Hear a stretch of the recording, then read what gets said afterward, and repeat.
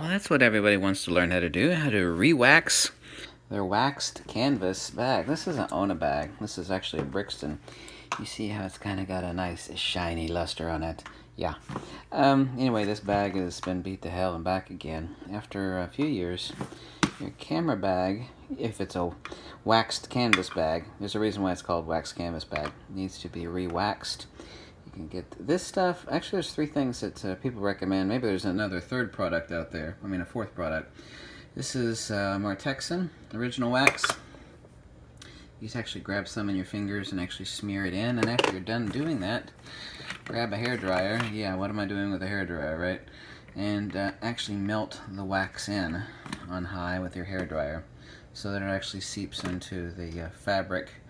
And then you've re-waterproofed your waxed canvas bag, because after a few years, your waxed canvas bag is just basically a canvas bag. So to turn it back into a waxed canvas bag.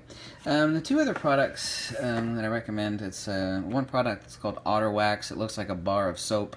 You actually just rub it in and then rub that in with your fingers, and then also use the hairdryer. And the other stuff is, I know people use Snow Seal. Snow Seal is it's a mineral oil combined with beeswax, I believe. I used to have it back in the day. It's kind of a consistency of toothpaste, and it's a lot easier to work since it's so soft. This stuff is kind of hard, and you'll give your fingers a workout after you're done smearing an entire bag with this. But now it's re-waterproofed. This bag is seen a lot. These are great bags. I love the Ona bags. And that's the answer to that one. How to re-wax your camera bag. Just what you wanted to know, right? Just say that. This is exactly what you wanted to know.